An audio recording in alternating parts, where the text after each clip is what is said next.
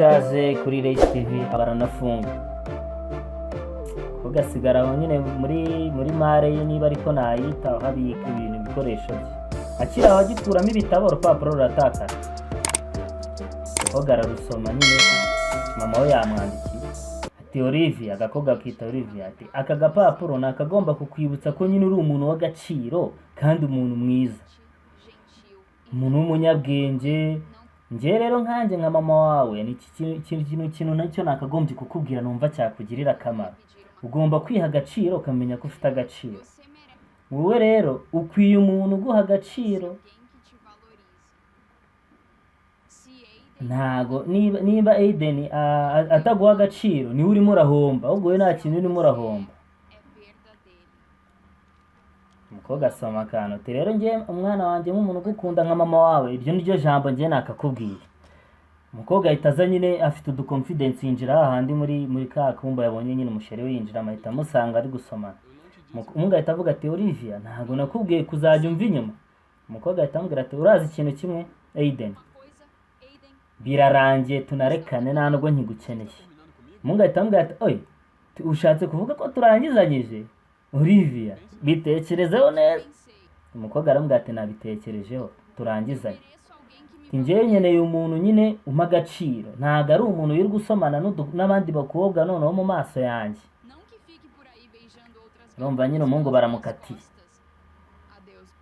umukobwa ahita anamusezera ati baye umuhungu asigaraho kumba agiye no kureba wa umukobwa nawe ahita yigendera ati reka twakumenya ibyawe nyine ko wirirwa mu dukobwa umukobwa nawe ahita amukatira ugasigara ki meze nk'ingati imenye dusubiraho nyine siporo iri kubera ahandi wa muhungu twabonaga kare mu gitondo bari kumuha ji bari kubabwira ati mwitegure bagiye kwirukanka barasa hejuru bariruka kumba urabona ni amakipe abiri atandukanye basa nkaho bari mu irushanwa bari kwitegura buri wese ari gufana ikipe yavuga ati twagiye mani wituraburiza twagiye mwana twagiye buri wese avuga ati tugende wari umutanga bakiraho wa muhungu wo muri ya kipe bahaye ibiji mu gitondo niwe watsinze ahita aza bose baza bamukora mu ntoki ati mani iti none uno munsi bikoze neza ntago baye umuntu w'idage noneho coach ahita aza aramubwira ati mani iti none si uyu munsi ko mbona utandukanye nka mbere Mason uyu munsi ni ibiki byakubayehora mbona uzanye imbaraga zidasanzwe umuhungu ati nta kintu cyabaye coach ni ibintu bisanzwe kabisa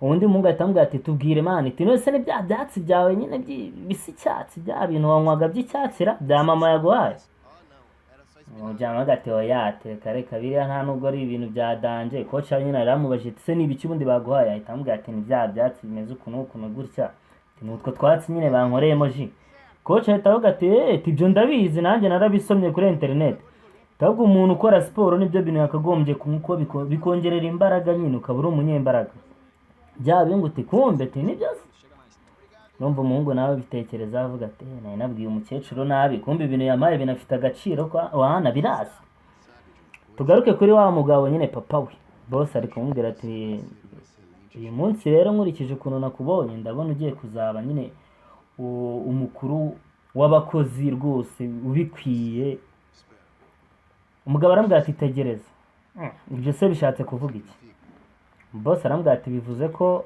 akazi nyine nakaguhaye promotion nayiguhaye umugabo ahita avuga turakoze cyane n'ukuri ntago nzagutenguha boss ahita amubwira ati ariko urazi ngiye mu by'ukuri nakubeshya nta nubwo nari nkwizeye ko washobora bino bintu ati ariko nkurikije ukuntu waje wambaye nyine ati buriya hari ikintu kimwe abantu bajya bavuga ati imyambarire y'umugabo niyo yerekana umuntu nyine uwo ari we nimba waje wambaye gutyo uri smart byerekana nyine ko uri umuntu w'umugabo pana nyine ba bantu baraho nko kujya muri interview ukagenda wambaye deshire n'akazi barakakwima humva nyine nibyo boss wambwiye ati biragaragara ko nyine umunsi wacu wawuhaye agaciro karo wa interview kazo nambaye neza ati nicyo kintu rero gitumye nyine nahita nguha n'akazi ntanakurikije ibindi kuko n'ubundi ntago nakwizeraga nakubeshya ariko wanyeretse ko uri umuntu nyine uha agaciro akazi waje uri smart umeze neza kabarashimira turakoze rwose ugabo urabona ko nawe ibyo biciyemo tukira umukobwa nawe yaratashye bahurira mu rugo bose na wa mwana haba umukobwa na wa muhungu na se bose baza bahamagara ati mama umugabo nawe amagara izina ry'umugore we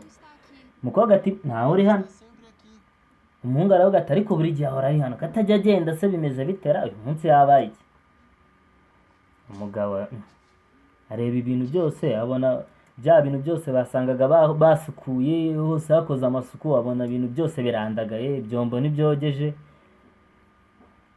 Umugabo afata igitabo nyine atoye muri puberi arebamo, ahita asangamo ikintu cy'igipapuro nyine yari yaranditse, kwa kundi nyine ushobora kuba ufite nka agenda wandikamo utuntu nyine ugiye gukora. Ahita avuga ati uyu munsi ngomba gukorera uno muhungu wiwe nyine Mason, ati ngomba gukorera Mason ji ku buryo izamutera imbaraga muri siporo ye akazatsindira ririya rushanwa. Ajya ku rupapuro rwa kabiri ngo nze kwibuka gushyira agapapuro mu ikayi y'umwana wanjye kugira ngo kaze kumumotiva muri biriya bintu harimo nyine bya turiya duhungu tumubeshya 16 baba bagifite urukundo ruzima pana mwebwe. Nze kwibuka kumushyiriramo nyine utuntu twaza kumutera imbaraga kugira ngo abone n'ukuntu yarekana n'umuhungu. Ajya ku rupapuro rwa gatatu ati uyu munsi ngomba nyine kuza kwita ku bintu umugabo wanjye agomba kwambara kugira ngo interview nyine igende neza, bitandukanye nuko yari asanzwe ameze. Urabona nyine ko umugore yari yaranditse ibintu byose akanavuga ati ngewe umugabo wanjye agomba gutsindira nyine iriya poromosiyo mpaka bamuzamuye akaba ari we uyobora. Umuhungu ahita avuga ati ntago ngewe nizera ko bino bintu byose twajyaga tubona ngo ari ibintu ngo by'ubuswa, ngo nta kintu ngo umumere atumariye, ntago nizera ko ari ibintu by'agaciro ahubwo nk'ubu. Ati sha ni ukuri mu by'ukuri. Umugabo nyine ahita ababwira ariwe papa wabo ati tugomba kumusaba imbabazi. Umukobwa ahita abaza ati none se ikibazo ari hehe nyine, twakamusabye imbabazi none hari hehe ko mbona turi twenyine hano. Papa wabo abitekereza ati hari ahantu nshobora kuba nzida, tugende ndebereyo niba twamubona. Bajyayo, kumbe tugaruka ahantu bisa nyine nk'ahantu abantu bafatira akantu k'agakawa. Turabona umumama wicaye imbere. Umugabo ahita avuga ati nari nabiketse ko ndagusanga hano n'ubundi. Umugore amubwira ati wabikekaga ko uransanga hano? Umugabo ati yego.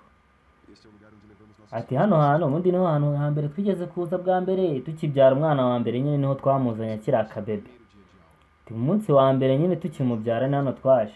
Ati rero niho hantu nashakaga kuza uno munsi kugira ngo nyine tuhaze nk'abantu natwe uno munsi dufite ibintu twagezeho. Cya mbere mu mupira mu irushanwa ry'umwana wacu yatsinze.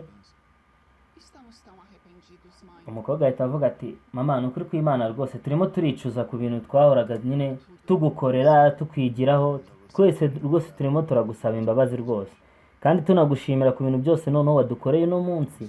Atari n'umunsi gusa ahubwo ibintu dukorera buri munsi rwose ni iby'agaciro kuri twe. Umuhungu ahita amubwira ati mama uzi ko noneho rya rushanwa ryanjye uno munsi nanaritsinze. Mama arishima nyine nk'umuntu wamuteguriye utuntu dutuma nyine tumwongerera imbaraga, arishima ati wabishoboye koko sawa. Ati ahubwo uzi n'ikindi siti na coach yambwiye ko biriya bintu byine wari wamaye byaje nawe abizi yabirebyeho ngo bikora. Ati ariko nta nubwo wari warabimbwiye nyine ko kiriya kinyobwa gikora. Umukobwa nawe ahita avuga ati nanjye rero na Eden twanarangije. Mama ahita amubwira ati ni ukuri mwana wanjye rwose ndakwihanganishije kubera ko mwatandukanye kandi umukunda. Umukobwa arambwira ati mama nta mpamvu timeze neza, ibyo nta nicyo bimbwiye, ibintu wanyandikiye nyine byose byari ukuri rwose.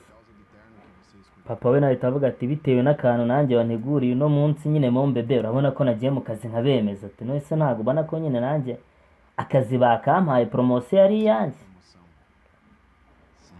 Umugore nyine arishima nk'umuntu wabakoreye utuntu bose bakadugera. Umugabo aramubwira ati iyaba atari wowe mu by'ukuri ntabwo nari kubona ino poromosiyo y'aka kazi. Ati kandi urabyibuka ko nagiye mu gitondo nyine nkubwira nabi ko nta kintu wankoreye ahubwo unesheje amahirwe yo kubona iriya poromosiyo. Ati ni ukuri ngusabye imbabazi. Asaba imbabazi nyine umugabo n'umenya ko yakoze amakosa agasaba imbabazi. Ahita amubwira ati ni ukuri wowe urakora cyane pe, kandi ugakora buri munsi udukorera kugira ngo twe tugire umunsi nyine umunsi wacu ugende neza, ko tugusiga mu rugo. Hari ukuntu nyine umuntu mubona asigara mu rugo uza ukarya saa sita ukabona nyine uvuga ati nta mumaro, ubundi aba yakoze iki? Nanjye biriya nabikora ndi mu rugo. Aka ari akazi kaba kagoye guteka gufura, noneho nk'umuntu ufite n'abana bato aba ari danje nyine. Umugabo nyine aramushimira amubwira ati rwose niwe utuma tugira iminsi myiza yacu mu y'ubuzima, ahubwo turicuza twese kandi noneho turanagusezeranya ko tugiye kuba abantu batandukanye rwose. Ntabwo tuzongera kujya dukora nk'ibyo twagukoraga tutaguha agaciro, ahubwo ubu tugiye kujya nyine tukwitaho kandi unamenye ko tunagukunda nyine nk'umuntu tuma tubaho neza.